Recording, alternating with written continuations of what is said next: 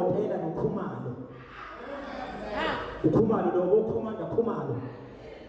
Behlela behlohlana lapha nabanye abantu abasha abayi-organizile abayidlanzana bethi umsholozi usemdala. Sekumele mlinde uKhumalo nabo. Lona wesivumele nabo umkhonto. Indlela uZuma ephethe ngayo ku-ANC ovalula ngesivumelela. Ukuthi uma abantu sebeda otshwala emahhotela emhlanga. uZuma kade emusha ememezela umkhonto.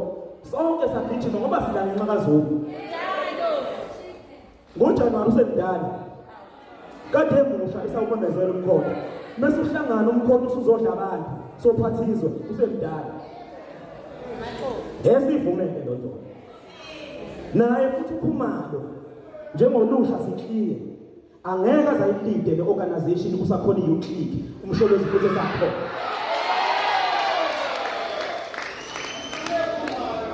Because we must protect iMk with everything we have.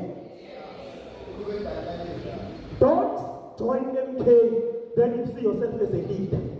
You go into a hotel, you sit with all the people, you are discussing that umsholozi must not be a leader. Who must lead?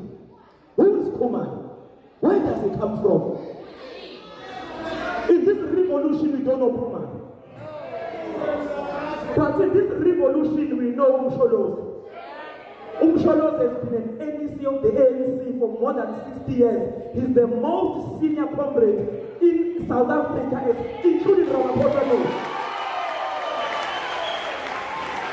Now you want to call me into a hotel to tell me that President Zuma is not a leader? We'll never allow that. We are going to kick a dog until the owner comes out. After we expelled these boys, Khumalo was running around like a headless chicken with no direction. Then we said, we have found you. We are coming for your head. Because we must defend the revolution. We must jealously guard the revolution. In this revolution, you have no friends, you have no allies.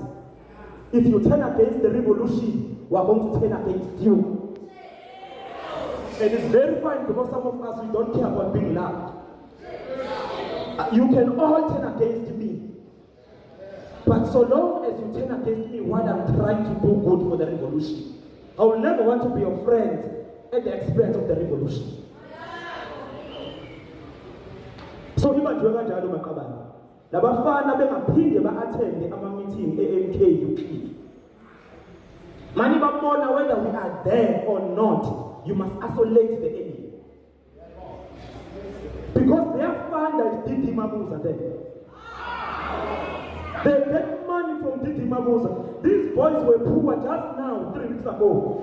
They are driving polos, they've bought new turkeys, yet they are unemployed. They sit in Umshanga. They are renting a house. What is that house? Chairman, Glenwood. You are unemployed. Your mother is unemployed. We are not paid. We are volunteers. We use our money. Whenever you stay in Glenwood, you drive a polo. You have new turkeys. You are now wearing a G-star. Come on. Come on. Come on. So, the revolution will defend the Makaba. So, let me go ask you, Lord. But when we leave this organization, we must leave it intact. Not as a kangaroo organization that is directionless. When you inherit it, some of us are living in the Uclick. We don't want to lead the Uclick. But when we lead, you must remember us after 20 years, 15 years, that this Uclick is like this because it had a decisive leadership that is firm, that does not want to be loved by everyone.